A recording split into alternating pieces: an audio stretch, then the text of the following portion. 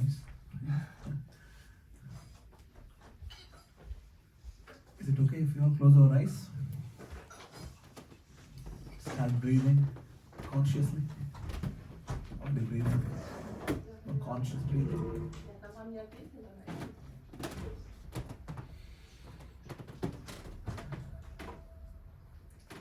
Deep inhale. As we are breathing, let's try to be humble, be grateful. Try to open up our hearts. Pray to Srimad Bhagavatam that universal truths, universal knowledge which is there everywhere. Blessings of Guru and Krishna and Srimad Bhagavatam. May we be the recipients of that eternal truths, the mercy which is flowing from Srimad Bhagavatam. Humbly offer this prayer.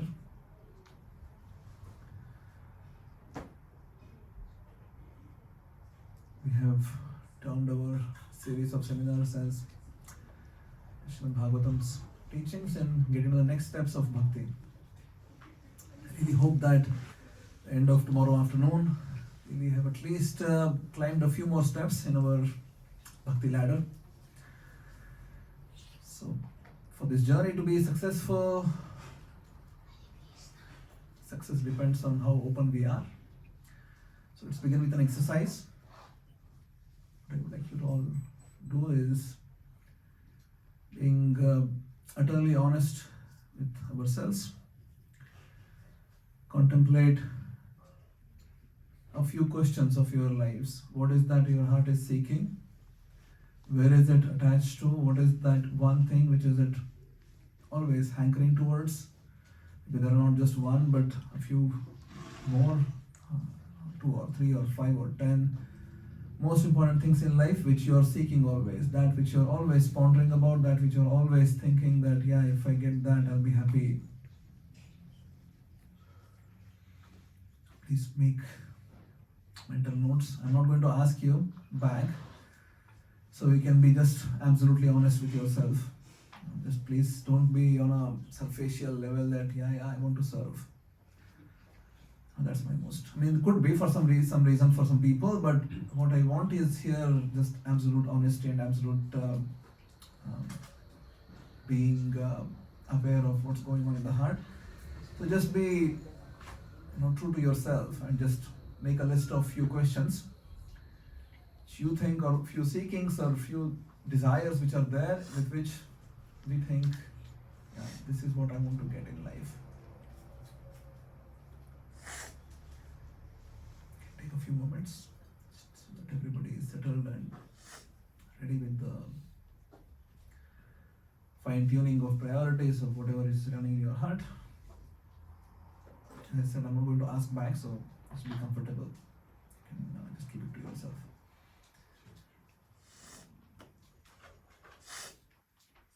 Okay. Do we have at least a few contenders? Right? Yes. 1, 2, 3 at least. So, as I said, I'm not going to ask back. You can keep it to yourself. Now let us also discuss about a few questions which are posed in Srimad Bhagavatam. The first chapter, Srila Prabhupada translates the chapter title as Questions with the Sages. Right? The sages who were sitting in Naimisharanya, they also had questions. The sages, they were doing huge sacrifice, very long term, thousands of them together. And they were headed by a sage by name Shaunaka. And they all approached Ugrashrava Sutta Goswami, who is sitting in the Vyasasana.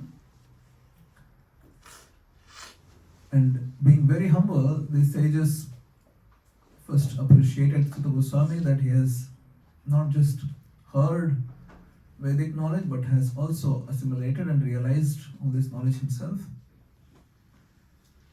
And then they posed their question. My dear Gurushrava Sutta Goswami, As you know, Kali Yuga is coming. It's appearing fast. In this dark age, which is characterized by small life, people will not be living longer lives like in previous ages, short life. People are always anxious, right? Like us, always anxious. Peace of mind is a commodity nowadays, right? It's hardly achieved. Having less intelligence,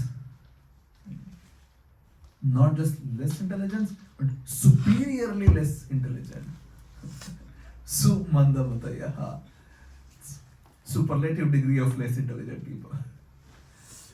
You can understand perhaps superlative degree of highly intelligent people, right? Like Einstein, very high.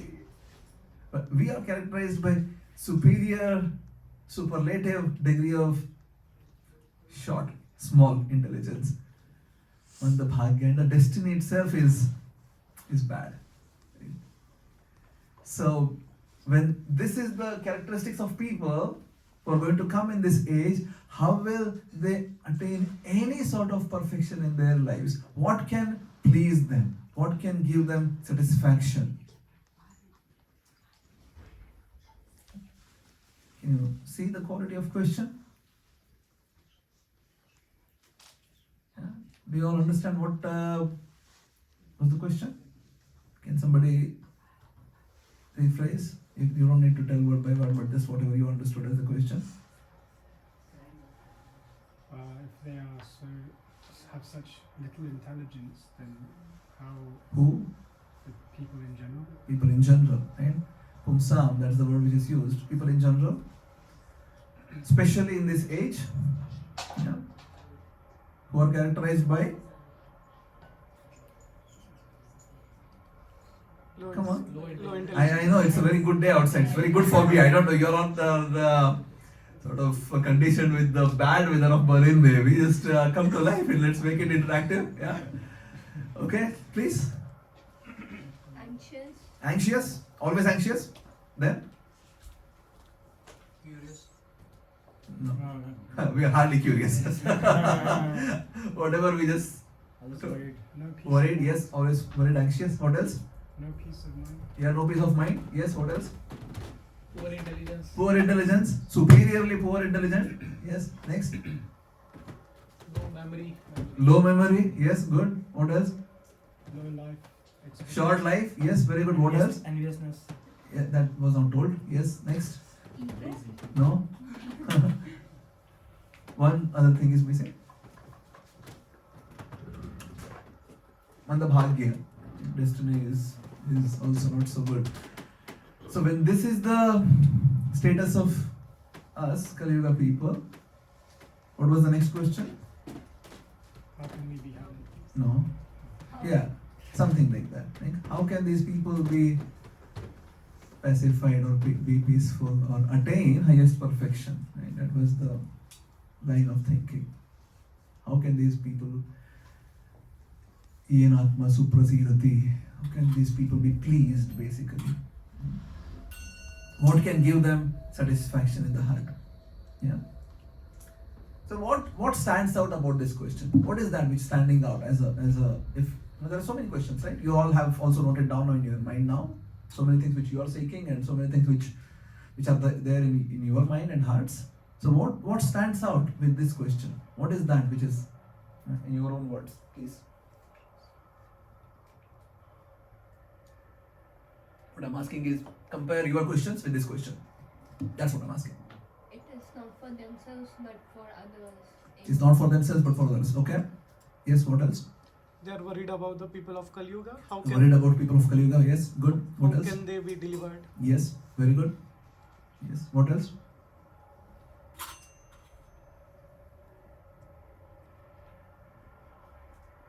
That's it. How does it compare with the ones which you had? Anybody want to share?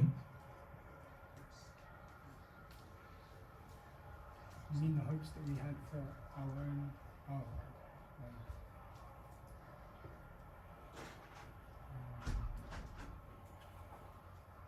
Nobody want to share? Okay, let's continue then. Prabhu, I forgot your name. I'm so sorry. Vaibhav. Vaibhav, yes. Vaibhav Prabhu just said that they were interested in Kali Yuga people in general. What stands out about this? Yes, about this. Okay, I'm talking about Kali Yuga people, but what stands out? They are compassionate. They're compassionate, but specifically about, okay, they're talking about people in Kali Yuga. What stands out? Mataji told that they were asking about people in general. So that's one point which is very well valid. People in Kali Yuga. What is that which is, if you think a bit more, you can understand a little bit more maybe. What is that which they are trying to ask?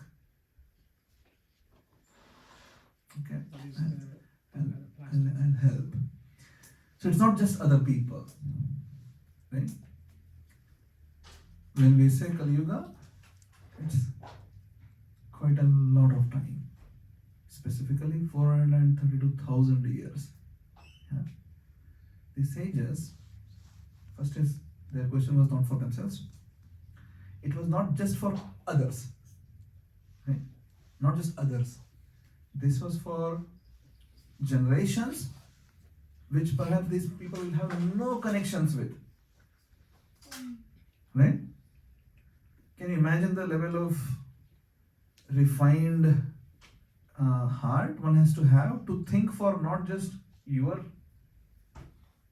our own senses, our own ideologies of life, our own families, not just for others, but for generations to come, for 432,000 years. How much broad-hearted you should be, how much large-hearted you should be, how much loving you should be in your heart that you actually think for so long ahead. Okay? This is a sprint planning, not just for 1 week, 2 weeks. Right? This is for entire Yuga. And they were able to foresee that people are going to suffer like us. Right? In suffering. We all may think, no, I'm not suffering. Life is, especially after coming to Berlin, amazing. It's well said. Have a good job, good life. If not now, I'll get it. Right? That's the hope. So, you see, in general, everybody, every single living entity is running behind becoming happy. Right? Do you agree if I make this statement? Everyone wants to become happy. If given an option between being happy versus being peaceful, what would you choose? Peaceful? Which one, Jaita? Happy. How many want to become peaceful? Versus being happy. Okay, we're comparing now. It's a comparative analysis we are doing. You want to become happy or peaceful? Both is some mixture. Okay. When you are peaceful, you are happy in a sense. Yeah. That's the main point because you don't. Is the other way around, at least as per Vedic literatures. So Atma, who you are, you're characterized by 3 things. Right? Just like body is characterized by many things. We have our blood, skin, bones, muscles, so many characterizations you can do.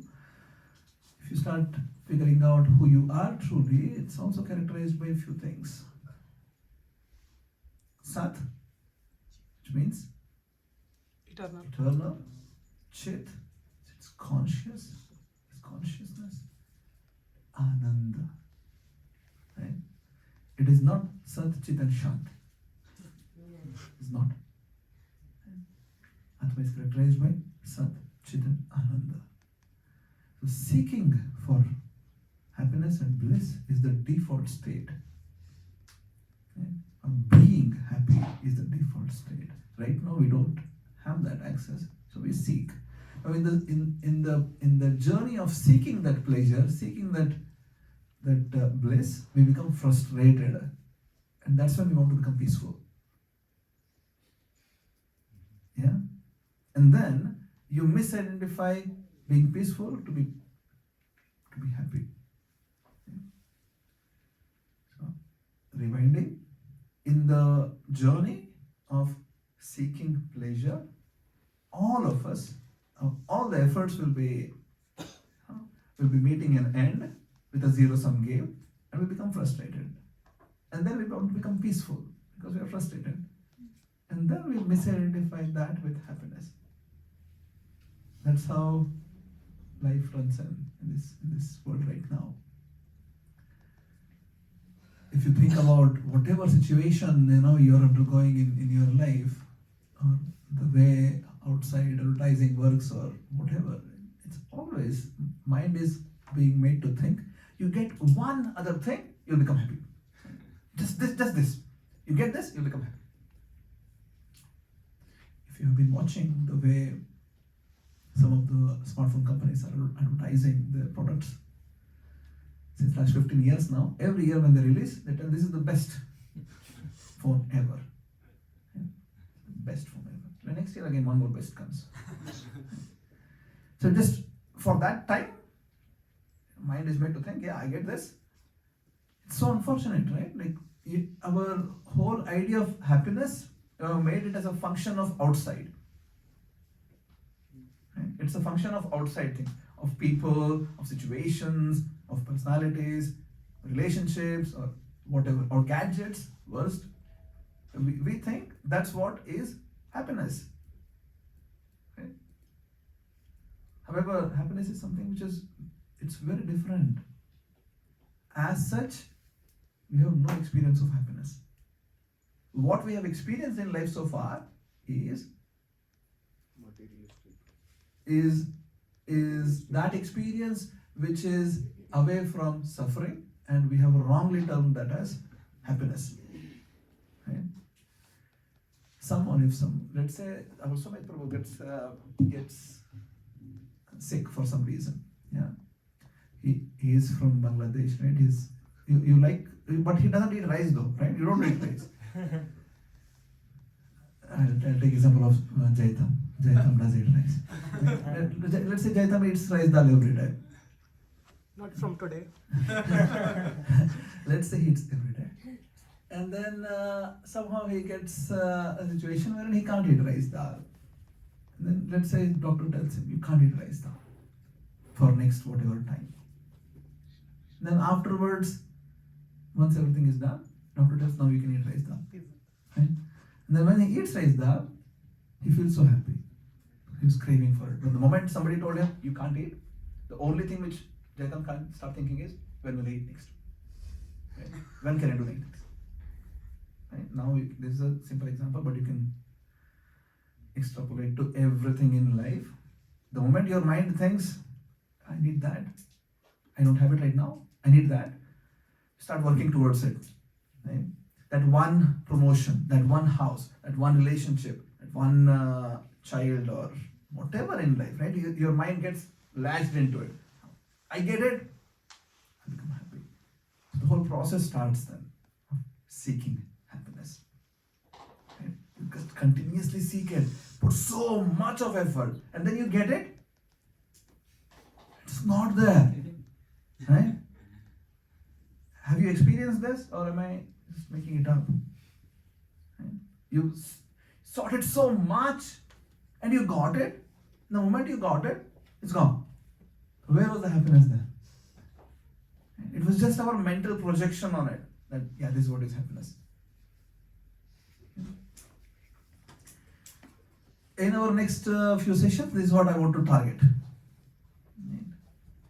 First thing, we need to become absolutely honest with ourselves in understanding what are those things in which we have projected our mind to, in which we think, yeah, I'll become happy with these things. Yeah. And then once you understand that, you can break it down and then start, approaching the problem with a bit better understanding and maybe with some solutions. So, as an answer to the question which, of course, the sages also asked about other things, they wanted to also know about Krishna and the activities of Krishna and the avatars of Krishna, what all Krishna did, and Krishna and Balaram, both of them. And when Krishna started speaking, in the beginning he offers his respect to all his spiritual masters and gurus. Then he starts telling, Savai pumsam parodharmo yatho bhakti radhokshaje ahaituki apratihata yayatma suprasidati. The question the citizen had asked, Yenatma suprasidati, what can make these people them fully satisfied, fully pleased in their hearts? So the first answer, Ugrasha Vasudha tells, Savai Pumsam, all the people in general. So they asked about Pumsam, in general people, Kali Yuga people. The answer is in the same line, Savai Pumsam, Parodharmo, whatever activity you are doing as an activity of life, if it is Paradharma, it has to be, whatever you are doing, but has to be a characteristic there in those activities. Idho bhaktir adhokshaje, if that activity is targeted towards bhakti, towards adhokshaja, adha akshajaha, aksha are eyes, adha akshaja is somebody who is beyond your eyes. So that's literal translation. Meaning is somebody who is beyond the senses, adhokshaja. Bhakti, which is characterized by ahaituki and apratihata. Hetu means reason, cause. Ahaituki is that which has no cause. Doing it not because to get something out of it. Apratihata. Great weather in Berlin, I'll do it today. Not so great weather, sorry, can't do it. That's pratihata. Apratihata is, doesn't matter. Rain or shine, I'll do it. That sort of bhakti can completely satisfy the self, completely, fully. This is not, we are not talking about liberation from the miseries right now. This proposal is not for, I don't know if, I think we discussed last time, right? Like when I came last time, we discussed about this Mumbai train example. Do you remember how we feel in Mumbai trains if we get into it?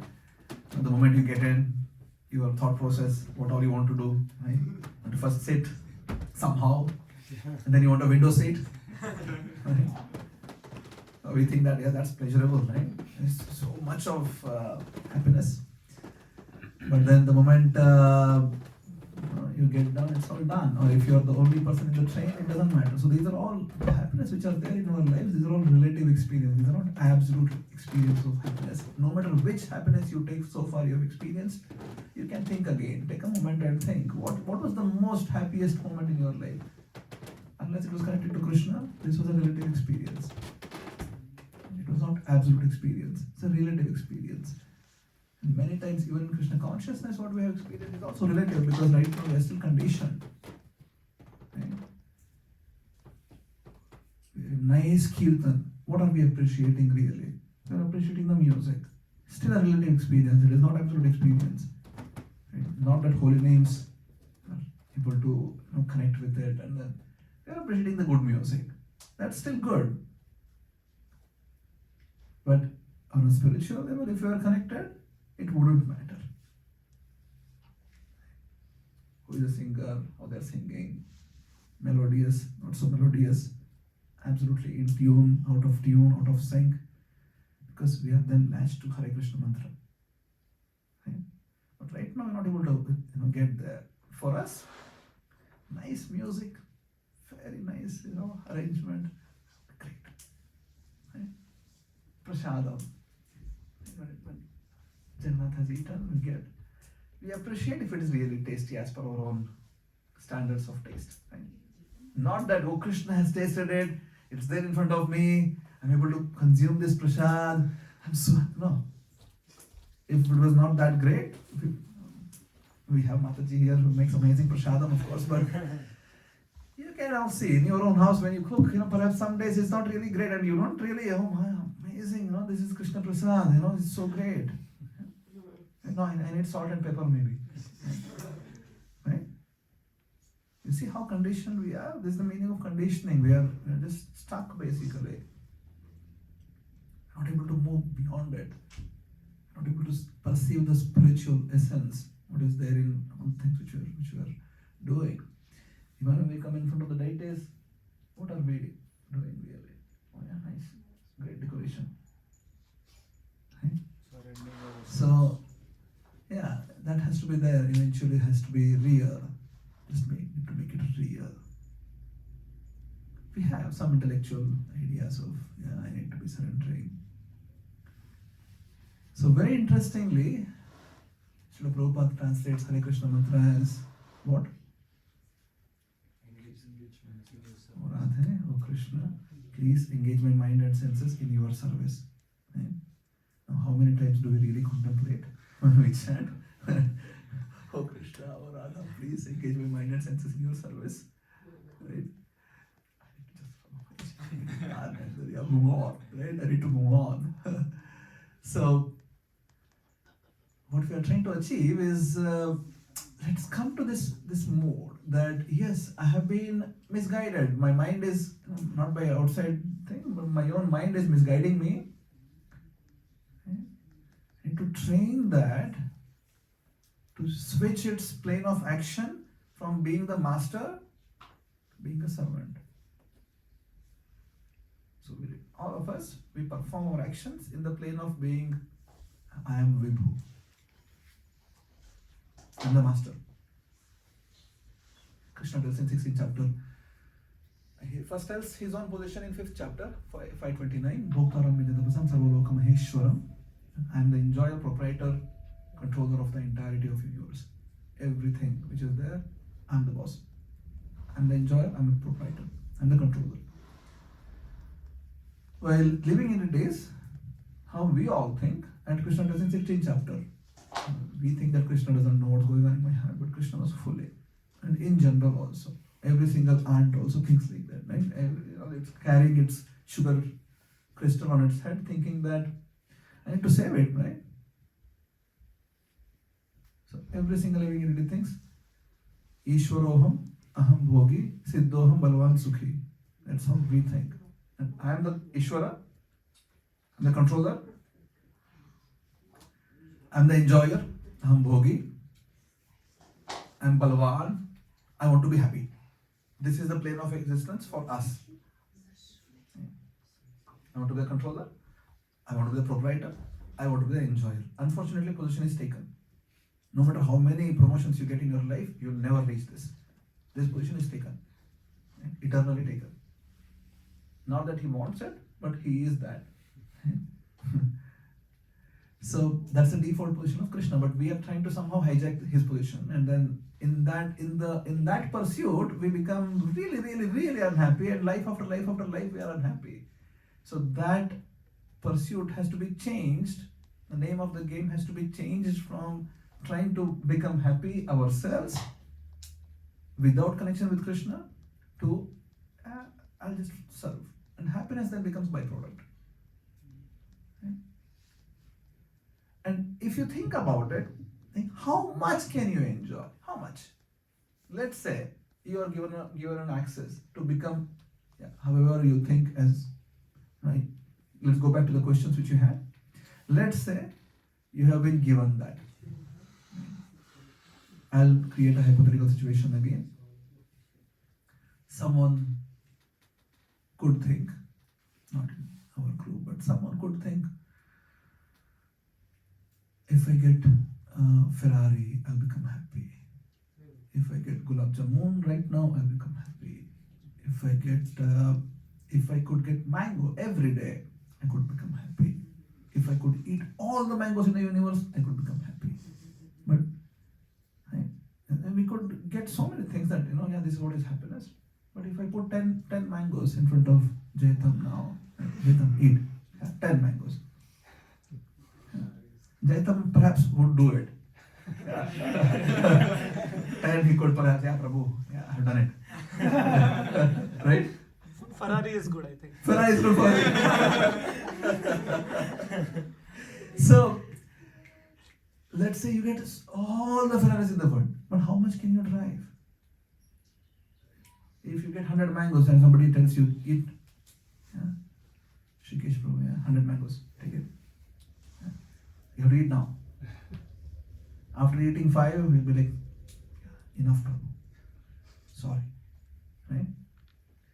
So as such, if you technically analyze, I know these things we have heard enough times in our lives, but we have perhaps not thought enough times in our lives. As such, our bodies are not meant for these kind of seekings. Right? If you really think that eating can make, if not you, people in general, if they think eating can make them happy, they need to have a body of an elephant. Right? At least we can do significant things then, right? Like how much can you eat? Maybe 1 kg, right? After eating 1 kg, you'll be really tired, right? Like I don't want any more. An elephant, you know how much it eats? 150 kilos. It depends on its body weight. If the elephant is weighing 2000 kilos, it eats, no matter whatever size it is, 10% of the body weight it eats usually, right? So your breakfast could be 40 kilos. Right? Solid. And then lunch also another 40 kilos. Yeah, snacks some 20 kilos here and there. Right? Some significant contribution then, right? You're doing it significantly. So human body is not meant for that. Yeah? If somebody really wants to become happy by eating, then there are better facilities. If someone thinks, no, for me physical pleasure is what's the biggest drive of life. Human body is not really good for that. A pigeon's body is really better for that. If someone thinks, no, I want to really become the fastest runner, yeah, the cheetah's body is better for that. Right? Human body is really not meant for all these things. It is not good for any of these things actually. You do little bit, you'll get tired. Right? You all agree? I know we have heard this enough times in life, but let's think about it now from the perspective of what we have been discussing. You do little bit, you get tired. What is that which you can do forever, eternally, still wanting to do more? And that's love with Krishna. Chaitanya Mahaprabhu tells in Chaitanya Shikshamrita. What is it? 8 verses? What is it referred as? It just went out. Shikshashtakam. Anandambudhi Vardhanam. One of the effects of chanting Hare Krishna mantra is Ananda Ambudhi Vardhanam. So Ambudhi is ocean. Ananda Ambudhi, ocean of pleasure. Vardhana, ever increasing ocean of bliss. Have you experienced this? Chanting Hare Krishna mantra? I have not experienced at least. Right? Because we have not really connected with this the way it is supposed to be understood and then connected and then practiced. It's been too easy for us. It's too easy. Chaitanya Mahaprabhu came, Prabhupada came, and they came and gave the Hare Krishna mantra, and then temple is there, Jagannath is there, Prasadam is there, everything, facilities are there. It's very easy. Association is there. So the mind thinks, yeah, this. But then that's when it really is not able to capture this real essence of it, of Anandam Buddhi Vardhanam, this ever increasing ocean of bliss. If we are not experiencing, dear devotees, we need to then really seriously think there is something wrong which I am doing in my life. I am not really applying the principles in the way it's supposed to be. Perhaps, maybe there is some situations I need to improve my game. I need to play next level, perhaps. Yeah. And that's the hope of these sessions. Do we all so far okay, or is no Nilambara? No, stop it, it's fine. Yeah, we know this. Yeah, we have heard this enough times. If you think that, it's also fine. So let's continue. So this sage Ugrashrava Sutta tells, Ahaituki apratihata bhakti towards Krishna is what can really satisfy the soul. And then next few verses are these are the medicines for our hearts. Srimad Bhagavatam is considered as a medicine, bhavaushadha. Right now we are having a disease of material life, and there is a medicine for it. Srimad Bhagavatam is a medicine. Bhavaushadha shrotra manobhiramat. By hearing this medicine, you get cured.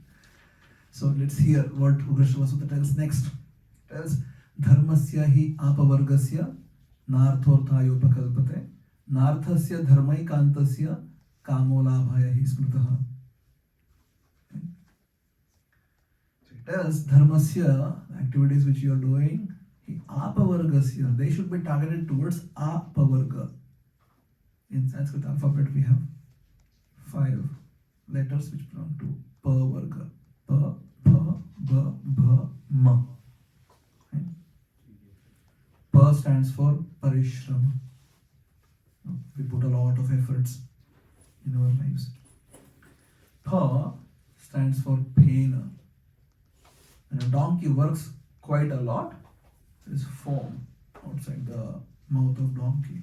It's called as pena.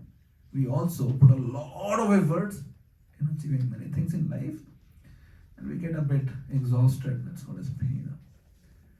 Which causes ba, which is bandhana.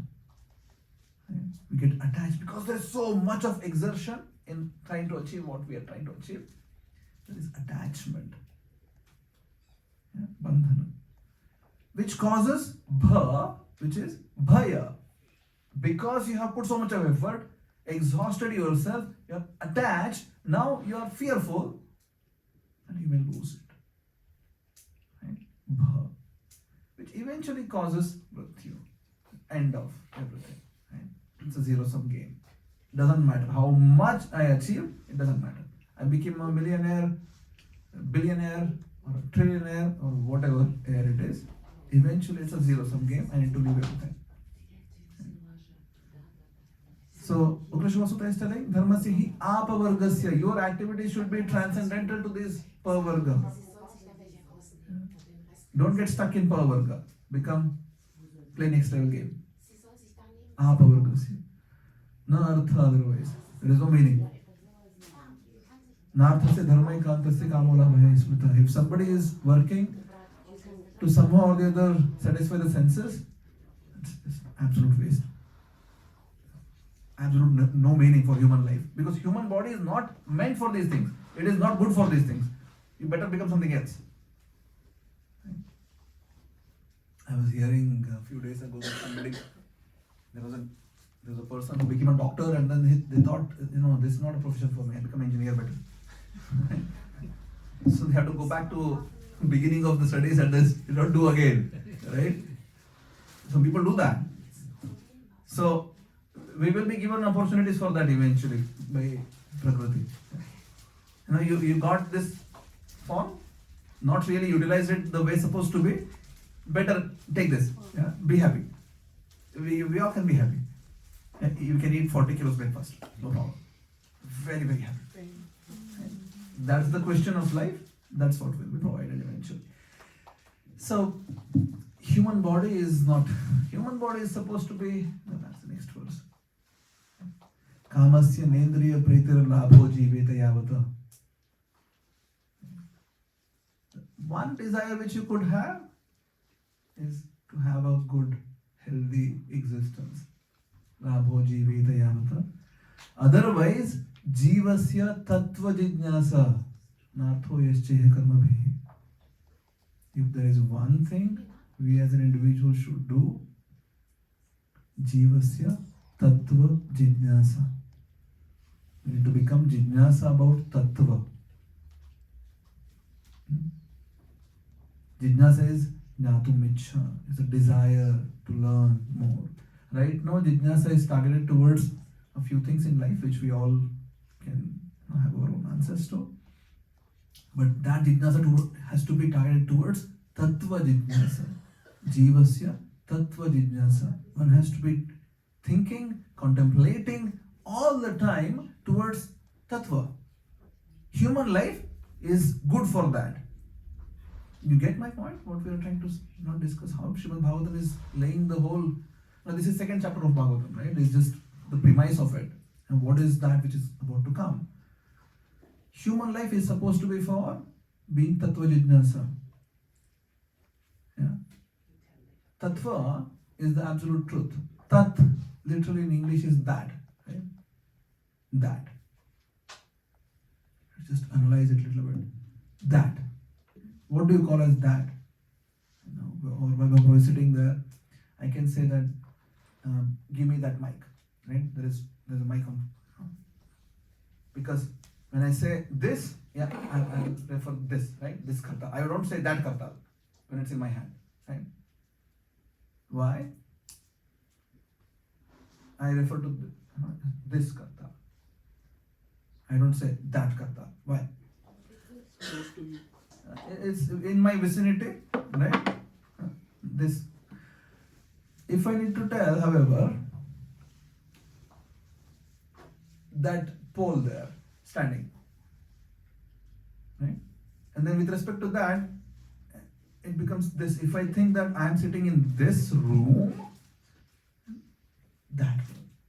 that pole, right? So now I am superimposing my existence to this, because I am sitting in the room, right? This, that. So initially that mic was that, because I'm not just, that was a superimposition in which I'm just telling, yeah, this is where I am, and that's where it is. But if I superimpose my existence to this room, I'm sitting in this room, then something else outside the room becomes that, right? Now, if you continue this exercise, you may think, this area of Berlin, this is what East, that area, Berlin. Or this city, which is Berlin, and that city, Amsterdam. And Prabhuji Maharaj came to our place last month. Quite a few times he told about making Berlin and Amsterdam twin cities, right? It's having a good association between two cities, and yeah, I'm on it. Let's make it. So anyway, this city, that's because now you're superimposing your existence to this city where you are sitting. So entire city becomes this. This is a very logical, dialogue what we are having. So you have to really think, right? This and that. We're just talking about two words, this and that. What is this? What is that? And it really depends on what exactly you are superimposing your consciousness with. Right? Then you may think this continent, that continent. Now you are like becoming a bit larger. Right? Your existence is in Europe. Yeah, that America. How long can you continue doing this? Right? You may tell this universe, that universe.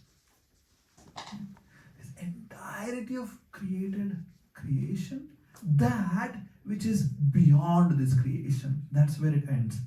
That ends there. You can't really go beyond that, because there is an end there. Created material manifestation, that which is beyond it. Tat refers to that. Right? You become inquisitive about that. Does it make sense? Yeah. You need to really understand. Just one word, right? Tattva. Jivasya tattva jijnasa. To become inquisitive about that. That which is absolute in nature. This is relative experience which we are undergoing right now. It's a relative creation. Everything is dual here. Matra sparshastu kaunteya shita ushna sukha dukkha daha. It's a relative experience. We need to seek that which is absolute in nature. Jivasya tattva jijnasa. Otherwise, yeah, what's the use? No artha. Whatever you are doing doesn't matter. It has no significance. Perhaps it's a bit harsh, but unfortunate reality. Right? If our activities are not targeted towards being tattva jijnasa, narthoyascha karma, na artha, has no meaning. Millionaire, no meaning. Trillionaire, no meaning. Ferrari, no meaning. Because human life is not for that. So, how are you doing so far? Depressed? Nilambara came and made me depressed here. Optimistic about that. Yes, good. Yes, very good. So, shall we take a little bit of pause and then let you think through, and I continue afterwards? Any thoughts so far? Anybody wants to say something or share something? I know it's a Saturday morning, a bit of warming up. Where is Chetan? He's not here yet. On the way, actually. Still on the way. No, actually, I asked him to bring some fruits. Okay. Good. Yes. Like the last two statement you did on the statement of the money and value, it's basically like if you don't have the value of the number one, then you don't know what, like if you don't have the value of the number one, then the zeros behind it is useless. Yes. And the one is the Krishna. So everything, whatever we can accumulate in life is ultimately it's just zero sum game. But artha is not just money; it's that which has meaning. And artha is. Artha is meaning. Basically, money is Lakshmi. Lakshmi is only the energy, and the energy can be only given by Krishna. And he knows well. When we say if the Krishna is the love, then he knows how well is our heart design. And the other gods are demigods. They are just meant to control the universe. So basically, if we are broken down in the real sense, then the Krishna knows, only the Krishna, not your mother also knows how pure is your love. It's the only Krishna, because he has only created the Supreme, like he is the Supreme Soul, he has created multiple souls. And he knows the clarity of your heart, how the devotion you give to him. It's not about chanting 16 rounds continuously. It's about how you chant it, or on what focus you chant it. Yes. Is that a question? Or you just want to share this? I wanted to share. Okay, sure. Thank you. Hare Krishna. Anyone else want to share anything? I have a question. So this is you said that is that, so you basically elaborated on tattva, right? Yes. Yeah. So we need to become inquisitive about that. The question is which that? Right? Okay. Yes, Rikesh. Okay. So if you're becoming inquisitive about that, sometimes, like, for me, I think I have a bit of curiosity for that, but I don't necessarily have like time. Yeah. Because time is defined as Yes. We don't have time to sit down and think about tattva. yeah. Yes. I need to do so many other things. Yeah. Yeah. Like, yeah, I mean, we can obviously cut out the things that are less conducive to this, but sometimes I think, I should just cut out everything so I can give all of the time to this. But is that practical? Or Yeah, it is not. Yeah. So that's where it should start with the daily practice. At least we need to spend some time on a daily basis in which we are contemplative. How you do it is up to you. To journal, you want to sit down and think about it, or you want to do however you want, that's up to you. But some time, at least on a daily basis, has to be spent on you, just for yourself, which you are being contemplative and thinking through. It cannot be otherwise. Spirituality is not, it's not a army wherein everybody is supposed to do something and then get done with it somehow and then move on. Somehow we get to that mood. You do this. You die, you go to Krishna. That's the simplest framework we have put, right? Do this. Just keep doing this and this. And eventually die and go to Krishna. Simplistic view of how we have developed. However, Shastras have very different opinion about it. As per Shastras, you need to be able to experience things here first. Yeah. If you can experience things here, if they manifest here first, and then it will become reality afterwards. Spiritual perfection happens here. It does not happen after death. Yeah. Perfection needs to be achieved here while we are living in this world. And then you live in this perfection, but has to be achieved now. Someone thinks, no, I won't be contemplative, I'll just keep doing whatever I've done. I die and then. It's a bit hyperbolic expectation. Yeah, maybe some people could get like that, but in general, so Shastras tell the person who is able to serve Krishna Kaya Vacha Manasa 24/7 without expecting anything, just as humble servant, irrespective of what's going on in their lives, Ahetukiya Pratyahata, which has been expanding there, that person is Jivan Mukta. Iha yasya harer dasye karmana manasa gira nikhila swapi avasthasu Jivan Mukta sauchyate. Iha yasya harer, while being here, right? This is very clear. While being here, not after death. Iha yasya harer dasye. Iha is here. While being here, if someone in service of Krishna can give absolute, their hearts, their service, karmana manasa gira, with the body, Chaitanya Prabhu Hare Krishna, Oh, Hare. with their activities, with their mind, with their body, if somebody can give it to Krishna all the time, Nikhila Sopi Avastha, so no matter how they are undergoing here, it doesn't matter, that person is Jivan Mukta, he is transcendental already.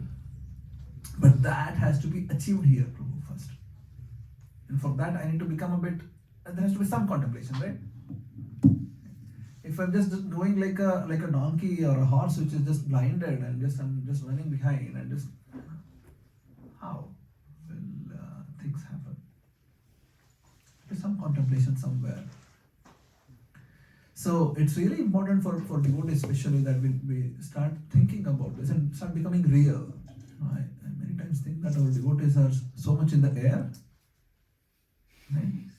I'll come to that in the next part of the seminar. We will see how Krishna is practical and we can also be practical. But many of our, somehow, it's an unfortunate reality. We live in the air. Yeah. I hope you understand what is meaning of being in the air. Yeah, the foot is not on the ground basically. We feel in the air. But that's not the reality. Smallest of the things, it's gone. Anyway, we can discuss that in the next part of the seminar. But at least for now, my request to you is that if you think you are not having time to really think, because that's not a really good way of existence, then to really arrange for your time. We need to manage ourselves better. Not manage time. You can never manage time. Time is Krishna. You can't manage Krishna. We need to manage ourselves. So what I do with respect to time is what I need to really decide. Okay? Yes, Mataji, you wanted to say something? Yeah, I was I have a follow-up question. Like when we are sitting and contemplating, what should be the mood? What should be the thought process that Many will things. actually help? Many things. One of the things is is just as I said, is being utterly honest about ourselves. That's where it should start. It's okay if we are having limited understanding right now, limited priorities right now, limited expositions to outside right now. That's all fine. Having our own desires that getting these things, but we can be honest and just accept it. Yes, these are limited things. While as a human, this body is meant for something transcendental. So how do I get there? And it can start just there. Yeah, it's fine. Everybody has lust, anger, greed, ego, everything. That's common. But the question is, how do I transcend? What do I do exactly? And that can really give a lot of impetus to your service, to your sadhana. It can make it more condensed. Right? And you think, a spiritualist is a person who is contemplative. This person thinks, he understands the reality around him.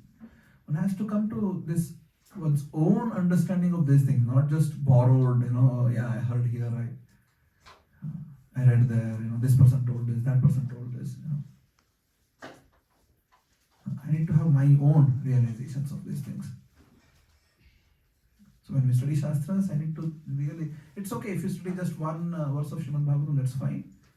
Understand in your own way, as per your understanding, and then try to practice it basically. And see how is it difficult. And then accept, yeah, it was difficult, I failed, but I'll give one more try. So that's why Utsaha Nishchaya Dhairya come into picture. Because if you're not having enthusiasm, when you fail, you give up. If you don't have determination, when you fail, you give up. If you don't have patience, when you fail, you give up. So Utsaha Nishchaya Dhairya, these become important when we start actually doing after our contemplation. It has to be a closed loop. And there has to be a feedback from what you have heard today, you have read today, and then what's the goal of life eventually, and where am I really wanting to go? Where is the bus going as such? And yeah, where is the bus? That's good. At least you have boarded the bus. Very good. But then it also bus is not that everybody will be. It's not a school bus where will take from home and drop everybody in school. You can decide how fast you want to go, where you want to go, and all these things. Yeah. Is that okay? Yes, Prabhu. Hare Krishna. Anyone else? Yes, Ruchi. So Prabhuji, you started with this question of how can we satisfy ourselves, or Yes. what is the satisfaction, and then eventually we moved on to surrendering. But in this world of instant gratification, we're all tuned with our surroundings and everything with instant gratification, instant reward making mechanism. While bhakti is a very patient and long process. So how do we make progress without getting frustrated, anxious, or giving up? If you really sit down and analyze, instant gratification is just half the story. It's not full story. This is half the story. Instant gratification results in instant frustration. If you really, really analyze this, this is simple. Yes, it is framed like that, instant gratification, but instant gratification results in instant frustration. Because that gets over, and you want something else afterwards right away. Right? This instant gratification is not eternal gratification. It's not eternal. It's so short-lived, and right after that you want something else. Right? So that should make us think there's something wrong with this. Something wrong with this process. It's marketed as instant gratification, but the resultant is instant frustration. That's the result. That's why people are really not happy with. Yeah. I mean, if you think about it, what one does not have right now, even in places like India, people have everything, right? But people are frustrated. Right? We have, the world is in a much better, of course, barring a few other situations and states. In general, world is in a good shape right now. Right? But still, people are having enough issues in life. What is that which is causing this? If Instagram could make everyone happy, why people are not happy still? Right? And the name itself is there, they integrated with Instagram. Right? So, but people are still not happy. And these things can never make anybody happy. Never. As I said in the beginning, our experience of happiness is, as of now, is zero. We have no experience of happiness. In many cases, even in devotional circles, we have touched, where we have been living like that ant, which is going around the bottle of honey and just is thinking how nice honey is. Right? It really doesn't have the taste of it. That's how our life has been. So for that, I need to really now understand, okay, if this is the situation, what can I do? Spirituality is not for weak-hearted people, Ruchi. You need to become really strong-hearted and have it. Utsaha Nishchaya Dhairya means what? You're really having a heart which is ready to play a longer version of game, something which is not going to happen today or tomorrow. It could, if I'm really that serious and sincere. So Prabhupada would say that it takes like this, right, to become fully immersed in Krishna. For us, it takes much longer than that. So, because we have other priorities in life. Okay, is that fine? Sure. Anyone else want to share anything? Or should we continue? Should we continue? Still have life? Yeah? Great. So, then Ugra Sutta continues to tell Hare Krishna. Hare Krishna. अतः पुंभिर्द्विज श्रेष्ठ वर्णाश्रम विभागशः स्वानुष्ठितस्य धर्मस्य संसिद्धेर हरितोषणम. Tells activities which we are doing should be one final goal for those, and that should be it's really good when it pleases Krishna. Samsiddhir Haritoshanam. It's for the satisfaction of Krishna. All activities will be met with perfection when it's targeted towards pleasing Krishna. Samsiddhir Haritoshanam. It is for the satisfaction of Krishna. Right? This is diametrically opposite to how we function. All activities in our lives are targeted towards how it pleases us, how it makes us satisfied. Right? It's us. That has to change from how does this satisfy Krishna. Yeah. That opens up the question. Which question? How do you know if Krishna is happy or not? Right? Amazing. Right? So how do you know? Ask. How do you know? You can ask. You can ask Krishna? Yeah. Are you happy, Krishna? I didn't think, yeah, Krishna is very happy. Always smiling. Yes, what can we do? To understand from his devotees. Yeah, just ask your friends, right? Make sure you ask Jaitam. And Jaitam will always say, yes, Prabhu. Nilambara Prabhu, class was really good. I just go to Jaitam and ask. Or Sumit, Sumit is not here. And they will tell me, yeah, amazing class, Prabhu. And then, yeah, Krishna is pleased, right? Okay, what else? Sometimes you feel it in your heart. Okay. Krishna is satisfied. Okay. What else? Reciprocates. Okay. What else? What Krishna has revealed in the scriptures was making him happy. In scriptures. Amazing. Where? Bhagavad Gita. Bhagavad Gita. Where? Srimad Bhagavatam. No, in Bhagavad Gita. Where? What makes him happy? Yes. 9:26. So when someone offers me with love and devotion, flower, water. He doesn't tell that I'm happy. He tells I accept. Awesome. Yeah. Ashnami Prayatatmana, I'll accept. But he does tell in Gita. So that's the, yeah, very good. We are coming there. But where?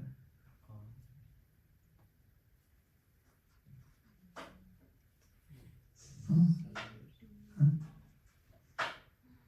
Come on. Chetan, come on. I think. He is happy when someone preaches about Bhagavad Gita. Yeah, that's 18th chapter. Yes, he tells when someone, he's very dear. If someone teaches this knowledge to other people, he's happy. Yes, but there are not just one, a series of verses. He's not telling I'm happy with that. Like, It does. I'll take you. You'll come to me. 647, like out of all yogis, the Bhakti Yogi is most dear to me. Yes. Yeah. But yeah. But we are wanting some very specific things. Krishna does tell. He mentions Yoginam Pisarvesham. Madhutina Taratmana. One who keeps me in his heart all the time. Yeah. But what makes him happy? What is that which he likes in his that person who is? I'm giving enough clue now. Manmana, Manmana, Well, that's no. You'll come to me, right? Yo mam pashyati sarvatra. Okay. Sarvatra mai pashyati. Mhm. Tasyaham na pranashami. Yeah, but then there is as I said, it's not just one verse, but there is a series of verses. Are there 26 qualities in a devotee? Where? I don't remember. But a 13. list of qualities in a devotee. 13 which pleases chapter. him. In okay. enough of question answer. I cut it out. In 12th chapter, which is called as Bhakti Yoga, right? There's a series of verses which Krishna tells. My devotee who does this is very dear to me. My devotee who does this is very dear to me. Right? Which are the verses? Do you remember? You can open your Gita. If you have your phone, you can also just open up. Which chapter? 12th chapter. 12. Yes. Open up 12. Let's start reading 12th chapter 13, verse number 13. If he does this, then it's good. Then if he cannot do that, then at least he can. No, that's the stages of bhakti. Okay. It's after that. Okay. Yeah. Starts with One who is Adveshta not Sarvabhutana Maitraha Karuna Evacha Nirmamo Nirahankaraha Sama Dukha Sukha Kshami. Right? Let's start going a bit deeper. This is being practical now. Right? Right, Shri Krishna has told you now what exactly makes him happy. Adveshta, one who is not having dvesha towards anybody. Adveshta. Sarvabhutanam Maitraha Karuna Evacha. One who is friendly towards all living entities. Yeah? Merciful towards all living entities. Nirmama, having no sense of false ego. Nirahankara. Sama Dukha Sukha Kshami. One who is equipoised in both happiness and distress. Now this one statement Krishna has repeated I don't know how many times in Gita. Be equipoised. Sama Dukha Sukha. If you're thinking you want an analytical, a quantitative measure of if you are pleasing Krishna or not, here you go. Right? It's a whole series of verses. Jaitam, what's the next verse? Santushta Sadatam Yogi Yatatma Dhrida Nishchayaha Mayarpita Manobuddhi Yomad Bhaktaha Same Priyaha. This kind of devotee is very dear to me. Santushtaha is happy. Always. He's not seeking something outside. In his own heart, yes. In the service which he is doing, he has found his happiness. Sadatam Yogi Yatatma Dhrida Nishchaya. It's always determined. Mayarpita Manobuddhi. His intelligence is always invested in me.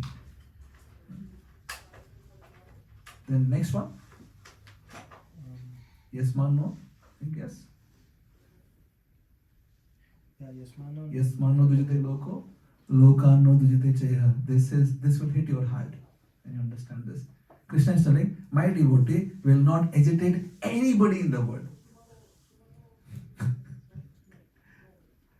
My devotee will not cause anxiety, agitation, or the one whom I like, let's put it like that, right? The one, there are so many devotees, but the one who is Krishna's best, right? Was dear, who Krishna likes, he will not put anyone else into agitation in the world. Anyone. Yasmano dujate loko. In entire creation, he will not put anybody into agitation.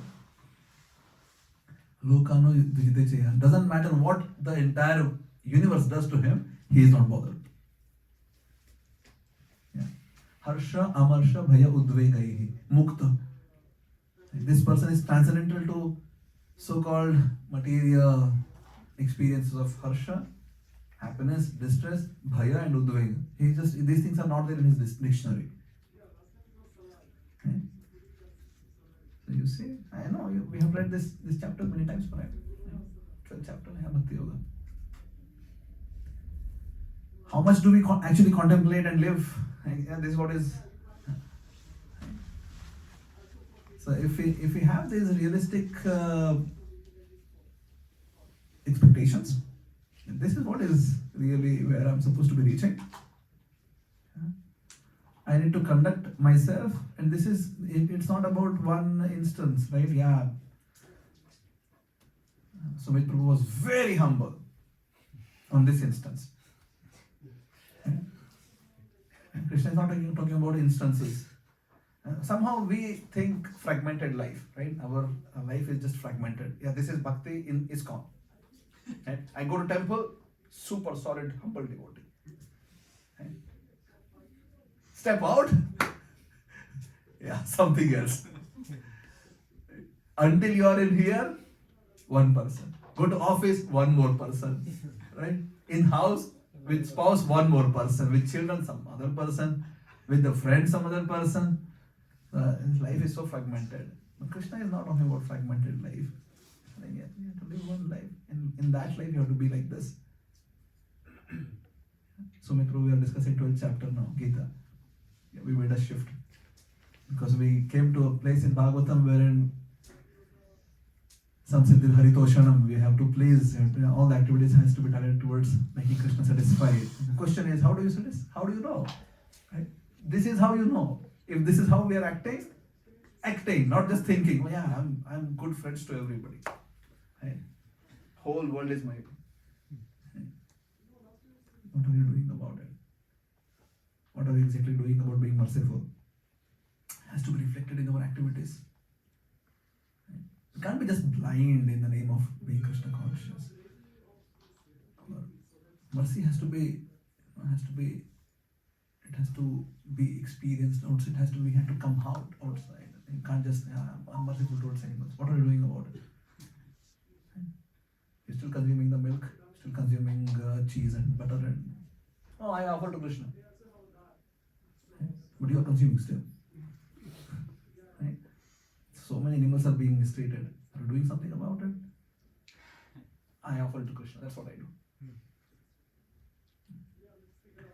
So, the point is, Krishna is making it very practical. We need to. The unfortunate thing is, as I said, and so when I read it out, it becomes a bit shocking to the heart, right?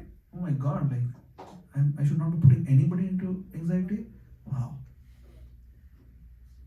And I should not get anxious because of whatever. How many of us have experienced this? No matter what happens outside, I'm not anxious. Nothing happens to me. Anybody here? Prabhu, doesn't matter. How, whatever. Right? No matter. Hare Krishna Prabhu. How are you? I'm good, Prabhu. Thank you for showing up.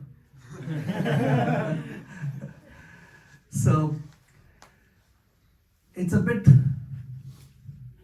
too much for us if we expect all these things, right? God, life becomes, and then we become on the ground.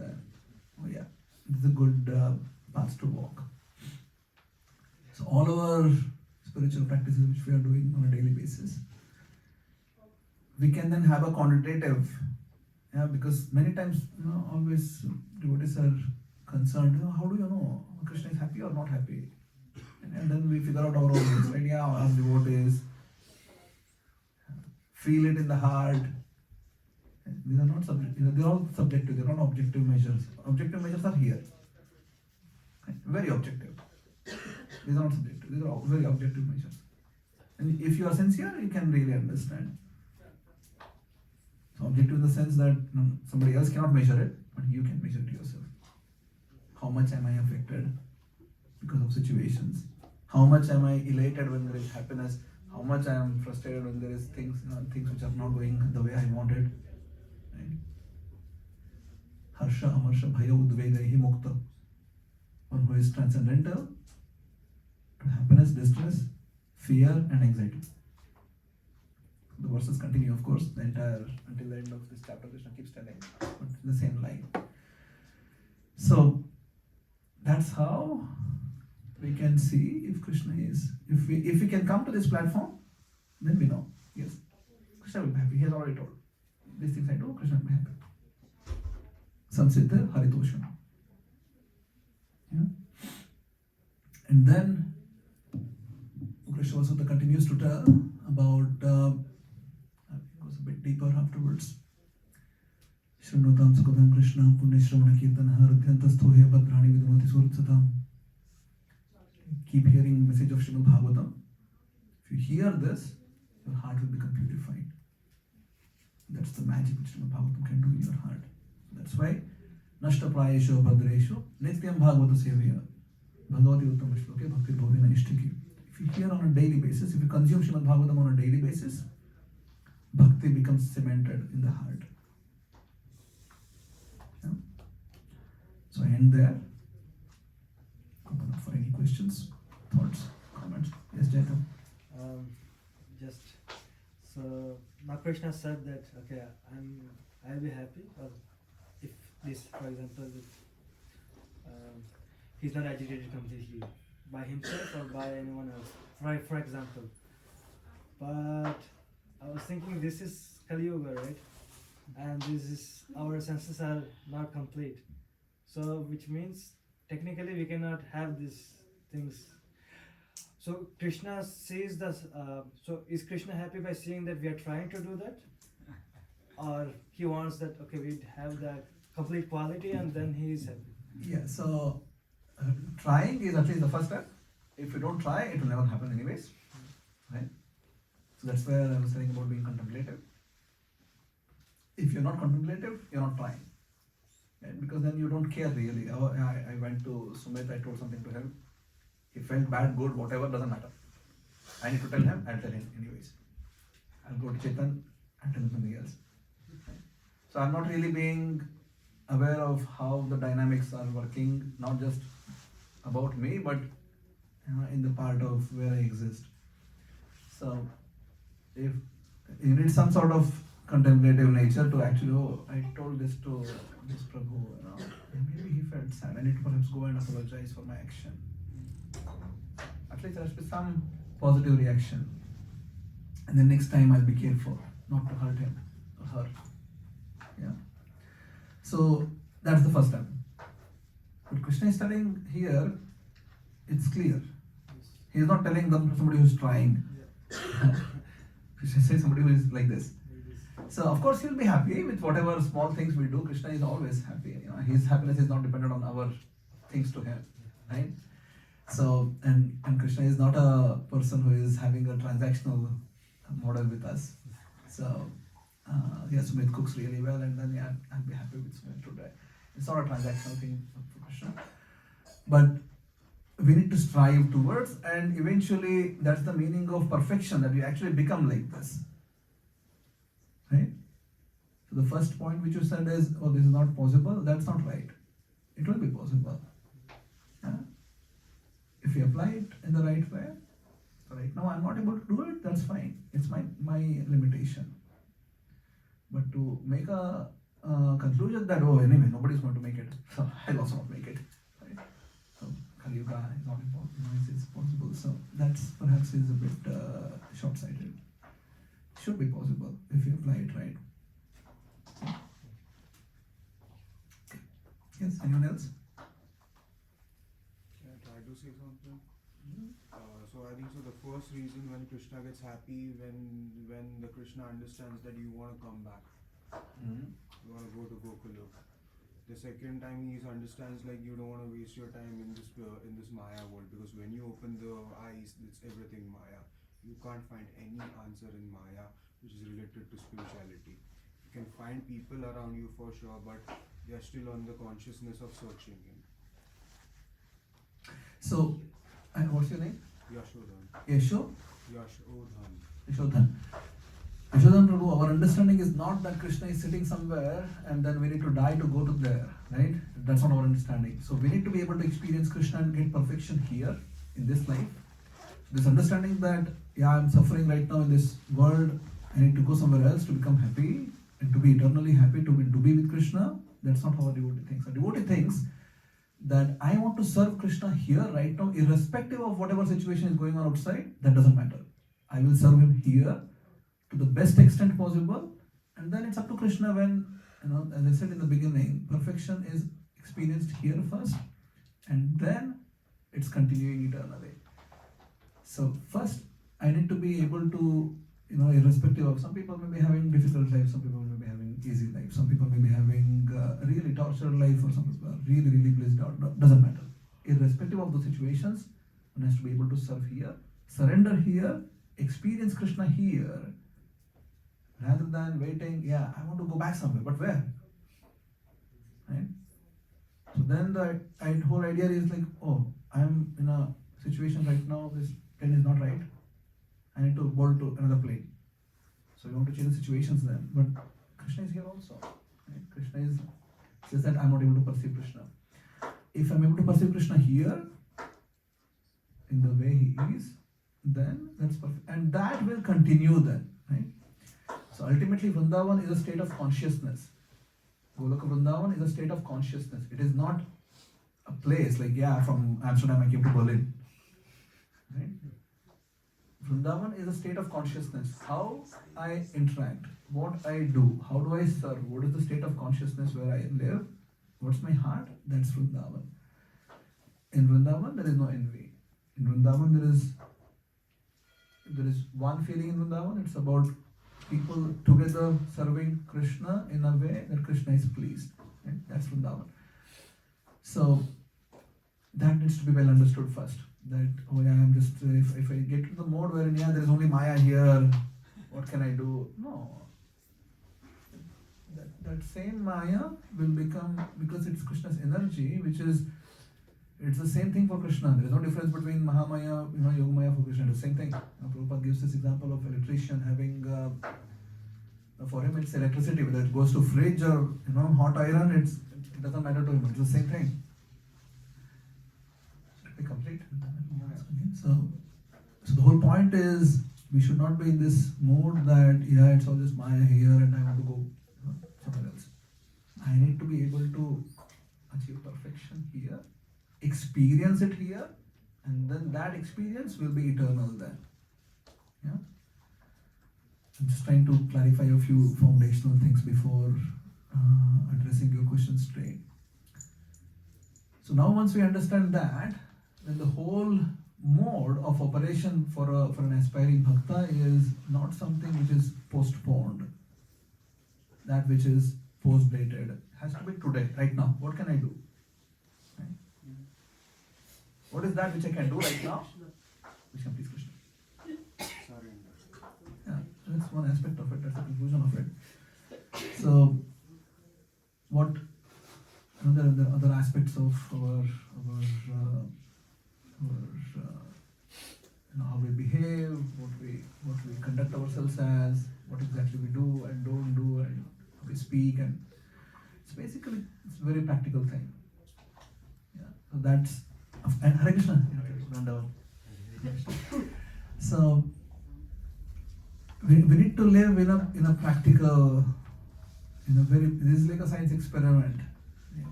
Moment by moment, we are under microscope. We need to put our own heart into the microscope and then keep analyzing. How is it functioning? What is that which is going on? And then one day maybe, with the right amount of efforts and guidance, we'll be able to actually surrender. Yeah? Okay. Yes, Chetan? Prabhuji, I did not complete mine. Oh, okay, sorry. Go ahead. Yes. Thank you. First of all. And second of all, I did not say like to find the happiness I have to be in the Gokul. Okay. I said like, so first of all, I respect this law that Krishna is sitting in Gokula. That doesn't mean he's there only. Second part, Krishna in the office we call as Mahavishnu. From the Mahavishnu, we have multiple poles, there are multiple universes in it. And there is Vishnu. So we are within Krishna. Just the reason because of the Kali Yuga, we can't understand Krishna. We are within Krishna, but because of the Kali Yuga nature, the devotion or the understanding or the love and affection for Krishna is no more here, because we are so attracted to the materialistic world. Anything happens to us, we compare on the materialistic way, but we don't understand that Krishna wants to teach us something. If some Guruji said me something wrong, or I don't think it's wrong or correct. I can see Krishna in everyone, because every guy has good and bad and bad and good. So if we don't if we stop comparing people on the basis of who is a devotee, who is a non-devotee, we just understand whatever is said, we have to respect that, and each statement is meant to be came from that, because I respected my life the whole. I surrender in that sense, I can walk down the lane. If something hits me, okay, it was his wish. If anything happens to me, okay, but not in a foolish manner. I'm saying first of all, it's just like when you surrender.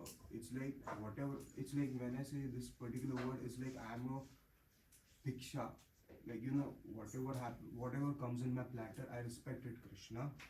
Whatever you give me, I respect it. That is the purest form of the surrender. And love and devotion is there.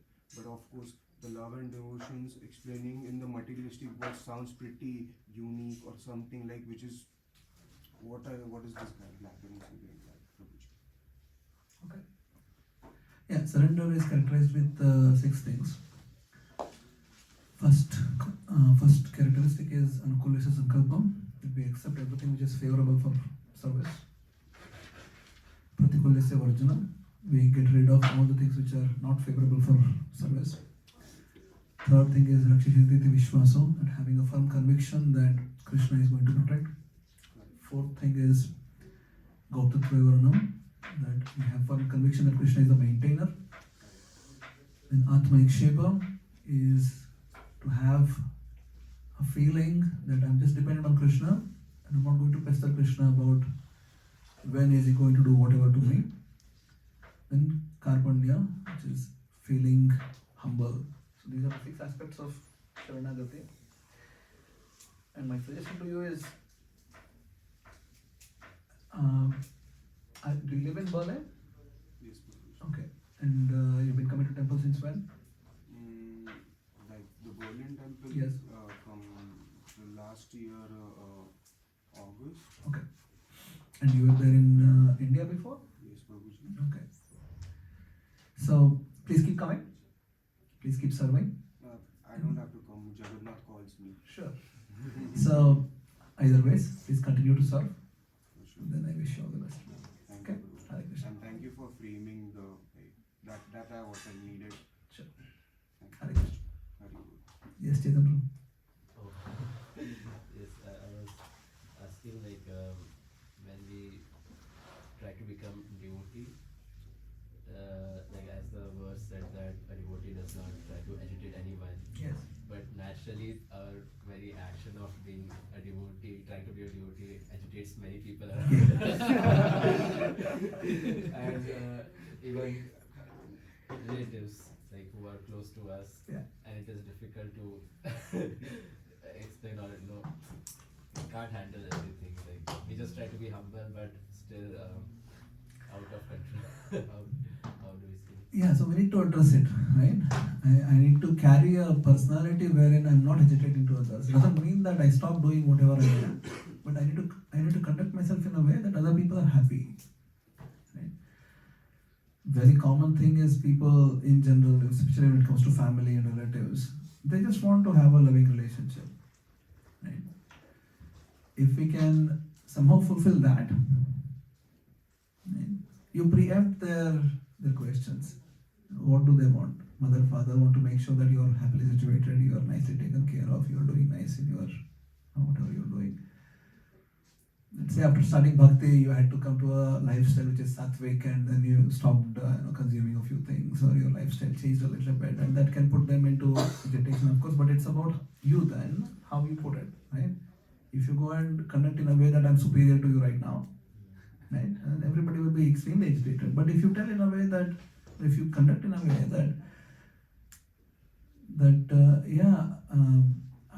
I have stopped consuming, for example, coffee, but then without telling that, just phrase it in a way that, can you please give me milk? Who wants to argue about that, or give me something which is nicer? So it's about just your conduct, more how you conduct yourself, right? Most of the times what happens is we feel superior for accepting living a Krishna conscious lives, and we impose that thing on others. That agitates them, and we are responsible for that. We need to be really honest about it. Many times we think about how many people we brought to Krishna consciousness. We should also think about how many people have chased away. Because of me, they will never become devotees. Right? Because they have seen such amazing example, they will never ever become devotees. Right? So I need to be also aware of that. Really being just real person, practical person, somebody who is aware. Yeah. So Krishna is not speaking about some unrealistic things here. They're very, very practical things. Somebody is there behind you. Bhagavad Prabhu. No, Oh, no? no. Okay.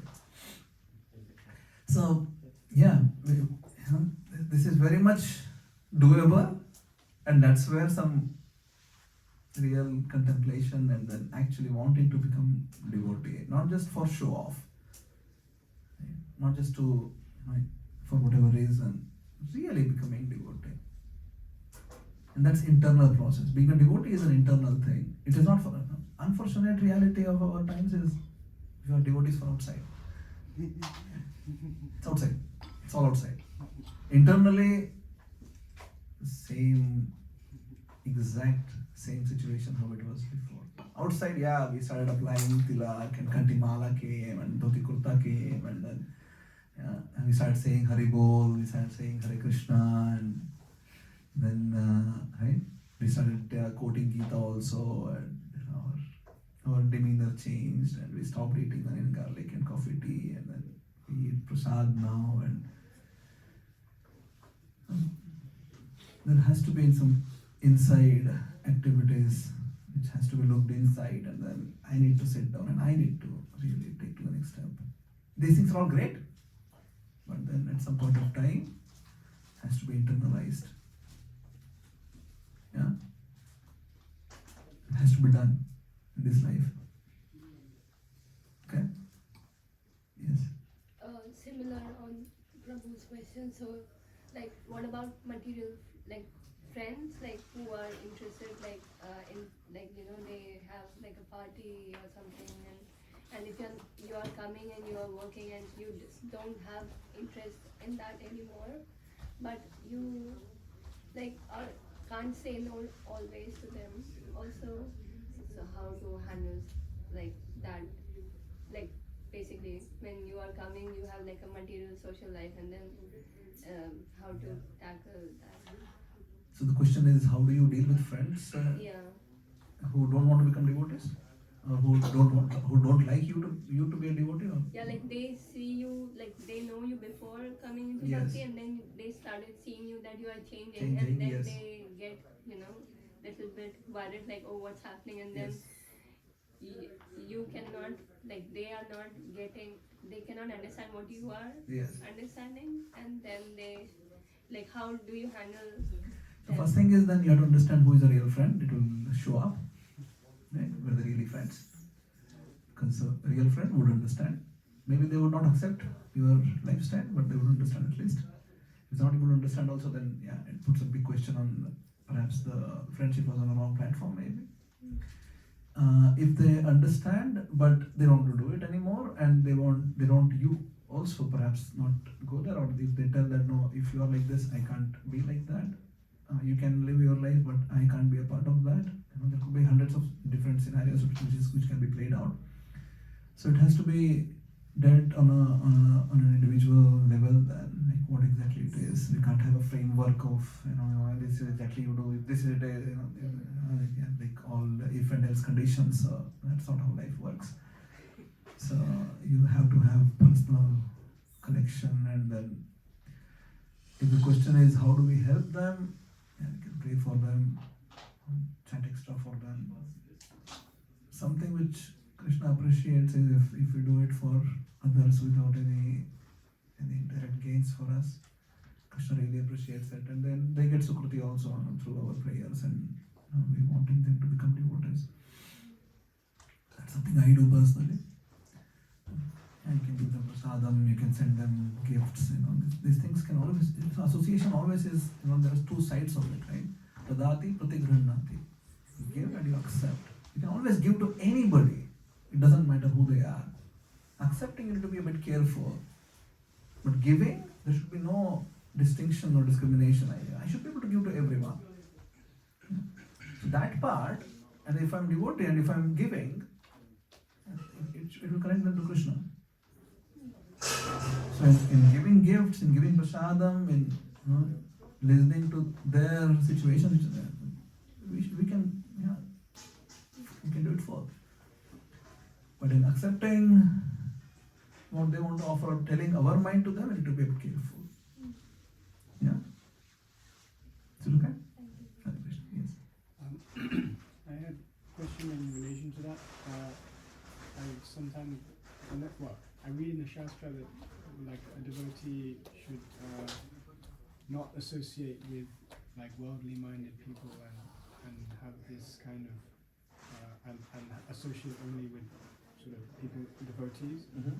And to me that sounds sort of severe. I'm just wondering if I'm misunderstanding what it means to associate based on. Yes, so as I just said, association is two-way street. Mm. So we need to be careful when I accept someone's, they're offering something. I am getting gifts or prasadam or whatever they're giving to me, or me sharing things with them. Right? So there are 6 aspects of bhakti, right? Giving gifts, accepting gifts, giving prasadam or sharing prasadam, accepting prasadam, offering our heart in confidence and listening to their hearts in confidence. This is the 6 exchanges of between what defines association. So out of this 3, we can be very lenient, right? We giving gifts, we giving prasadam, we listening to others. Situation that we can be very lenient. On the other, remaining 3 need to be a bit careful. The example is of Sanatana Goswami. Sanatana Goswami in Vrindavan, he would do parikrama of Govardhan every day. Right? That's around 22 kilometers. He would walk every single day. He would do Govardhan parikrama, and all the people who were living in surrounding areas, he would visit them very, very often. And Sanatana Goswami was like an elder brother for everybody. So people would come to him telling that I have a dispute with my brother in sharing my land. They would come to him and telling that between husband and wife there is a quarrel. They would come to him telling that my children are not listening to me. Okay? So-called simple things, they would come to Sanatana Goswami. And he would resolve them very peacefully. Okay? So this is the senior most disciple of Chaitanya Mahaprabhu. And he would resolve all the problems. And people would come on a daily basis. Okay? While solving the issues, he would also give them Krishna. And that's the skill which we need to develop. If we tell that, yeah, everybody outside is all in Maya and I don't want to associate with them, what are we contributing then? What's the contribution? Okay? What do you do? If Prabhupada would have thought like that. Everybody's in Maya. I better be in Vrindavan. He was very happy in Bhagavatam temple, right? So devotee feels for the people. So you need to really definitely try. At least try. Don't make over endeavor, but at least try. Give it a shot. So it doesn't necessarily mean that you cannot be physically around, or yeah, you can be physically. I mean, you can't avoid it right now, right? Like, how do you avoid being away from everyone else? It's not possible. Better is I be around and then I have a safe net around me. Krishna tells in Gita 2nd chapter, right? Be like a tortoise. If it is too disturbing, pull your senses back. But then you can also contribute. Right? The best advertisement is if you are really happy. Right? Nobody can question that. It's the best advertisement of making other devotees. If you are really happy from your heart, who can question that? Right? Who can argue against that? Really. If you are a frustrated Hare Krishna devotee, and then you are telling other people, you become Hare Krishna. Right? What are you advertising? That person will tell, I'm good. Right? I don't want to be like a depressed spiritualist like you. So happy person is the best advertisement. And that's what we have been discussing whole this morning, right? Like we have to really strive towards it, and it will happen. This is not just theory. In the beginning of our movement, it was chant Hare Krishna and be happy. Right now it's a bit different. Our devotees are not that happy right now. And I really hope that we can work it out. Make it a happy place again. See, when people come here in the temple, if you're all just happy devotees, really happy, not just for showcasing, but just really happy devotees, those who come for the first time, they'll be like, my God, this is the place I want to be. I don't need to do any sort of brainstorming then. How do I make these people devoted? It's automatic. Does it make sense? Yes, sir. Should I stop? Is it too late? No problem. Yes. Maybe last question. Yes, sure. I just want to ask you then, what is the definition of happiness according to you? Well, it doesn't matter what I think about it. What matters most is what Srimad Bhagavatam tells about it. Right? So, Srimad Bhagavatam tells Yatmas Prasidati, the verse which we quoted in the beginning. Savai Pumsam Paro Dharma Vito Bhakti Dokshaje Ahetukiya Pratyata. Right? That's what can give us real happiness. My experience of happiness is also relative. I'm just one of you, right? What is my qualification? What is my real state of existence? I'm not a Paramahamsa devotee. My only desire is that by sharing Srimad Bhagavatam and giving you some inspiration to get latched into Srimad Bhagavatam can give you the access to open that door for happiness in your own lives. And that's my only wish. So as per Srimad Bhagavatam, that's what it is. If we the understanding is that as we began in the morning today, our experience of happiness is not there. Right now we have not experienced it. Because real happiness is not having the effect of, see, happiness can be experienced in multiple levels, right? So one can be just gross sensual level. Yeah. So if you just analyze this on a sensual level, there is a peak. And we're talking about it like instant gratification. There is a gratification, but then straight away it goes away, right? Then you seek something else again, right after that. So that's on sensual level. There could be happiness on mental level, right? You just have a projection of what is happiness. You keep working towards it, and you keep thinking, "Wow, this is happiness. This is happiness. This is happiness," until you achieve, right? Somebody is striving to get a Porsche, for example, right? Or a Ferrari, whatever. So there is some sort of mental projection of happiness. Yeah, you're working towards it, and you're just, oh, I will become happy. And so that thing is there. That's different from getting instant gratification on senses level, right? It's different. You agree with that? Yes. So on senses level, like for example, if somebody is really hungry, they eat, and then they're feeling satisfied there, but that's gone. It's just very short-lived.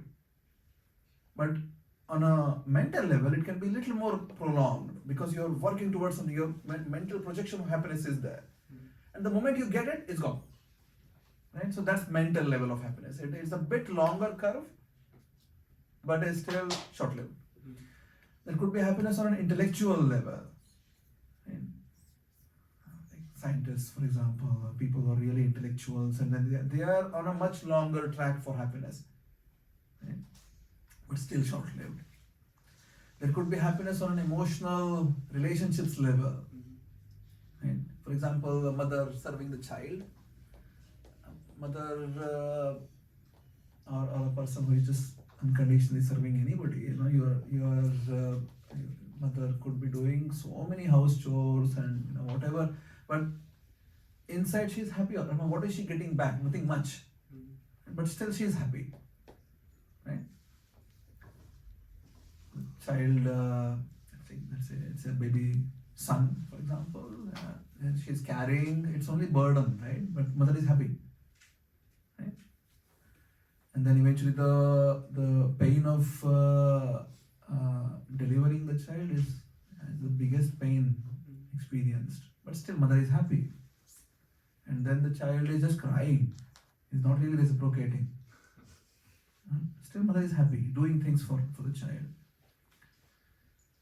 And then eventually child starts to crawl and walk, and it's very good experience for the mother, right? So then there is some reciprocation then, and then the child starts speaking, and for the child, mother is the only absolute dependency, and mother feels so happy.